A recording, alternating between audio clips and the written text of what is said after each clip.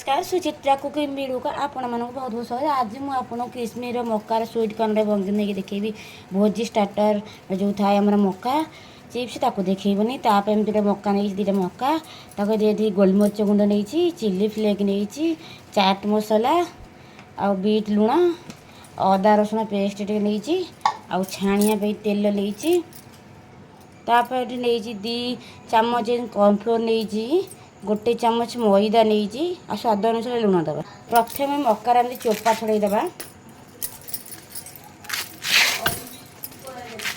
चोपाटा छड़ेदबा। देखो मकाटा एमती चोपा छड़ेदेली तादर मका छड़ा एक गोटे नहीं जावा तादर मका को रखीदबा। देखो एमती कले मका सब दाना बाहर जाए आप छुड़ी दिए भी छड़े पारे। देखो मका दाना सब छड़ाईगला 3 मिनट सिझेदेबा। मुझे संस्कृत पानी बसईदेली संस्कृत पानी आम फुटीगला तादे आम मका को पकईदेबा स्वाद अनुसार लुण देदेबा ताको हाई फ्लेम 3 मिनट फुटेदेबा। देखो 3 मिनट हो गला मकाटे को ए स्ट्रेनर को छाणीदेबा ताको ठंडा करने छाड़ीदेबा। देखो मकाटे ठंडा हो गोटे बाउल को नहीं जा तादे मसला सब ऐड करिया।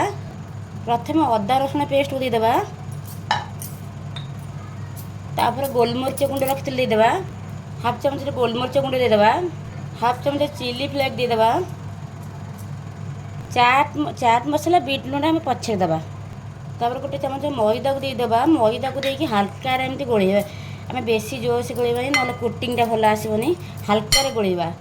आम स्टेप बाय स्टेप कले आमर मकार कोटिंगटा भल आसब आ क्रिस्पी बनब आ खायापी भी भल लगे पूरा भोजी जमी बनी था सेमती बनब। ये पानी आम मैदा प्रथम दबा द्वारा पानीटा मकार जो पानीटा थाए से पानीटा सोक हो जाए तापर कॉर्नफ्लोर ऐड करा। अधा आम दबा कॉर्नफ्लोर ताको टिके हल्का हाथ में मिसईदेबा तापर आउ अधा टिके दबा। देखो केमती गोटा गोटा है कोट होती कोट हवा दरकार। एमती कोट हवा द्वारा आम मकाटा भले क्रिस्पी बन थाए आउ तेल भी बहुत टाण न थाए। आपन सुखिला लगुता है मोर अदा रसुण पेस्ट टे पानी आसला बोलिकी मोर पानीटा ठीक आसला। आपन सुखिला एमती गोटे चामच पानी छींचिकी गोलेबे बेसी जका जका करेंगे नहीं। तापर आउ जी अच्छी देदेबा कॉर्नफ्लोर को एमती। देखो 2 चामच आम कॉर्नफ्लोर लगे एमती आस्ते आस्ते ताको एमती एमती एमती एमती गोलेबे। देखो पूरा कोटटा के परफेक्ट है। देखो एमती हवा दरकार। लास्ट सुखिला एमती गोटे चामच पानी एम छींचीदेवे पूरा हाथ में एमती आस्ते आस्ते कि एमती पूरा स्मूथली गोलेबे। देखो ये आम प्रस्तुत हो गला।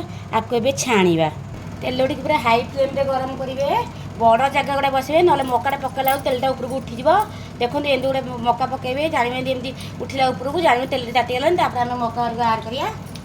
देखो केमती गोटा गोटा बाहर। देखो मका गुड़ा पकईदेबा। देखो आपको 2-3 मिनट हाई फ्लेम में छाणीदे छाणी हो। देखो एमती एपटे सेपटे गोटा छाणीदबा। देखो केमती दानादार बनी आपको एमती आउ गोटे मिनट एमती भल हाई फ्लेम में फ्राए करदेला सी भल छाणी हो। देखो मका गुड़ होगला मका आपे आपे ऊपर को उठीज होगला। देखो एमती देखो आपको ये काढ़ीदबा आउ सेम प्रोसेस आउ जहाँ अच्छी छाणीदबा आउ एमती आउ जहाँ अच्छी सेम प्रोसेस छाणीदबा। देखो छाणीला ये गोटे सर्विंग बाउल को दे दूँगी। सर्विंग बाउल काढ़ी ताऊपर आम स्प्रिंकल करदे आमर बीट लुण हाफ चामच चाट मसला फाड़े लेंबूर रस चामच साहाଯ୍ୟ तक मिक्स करदे।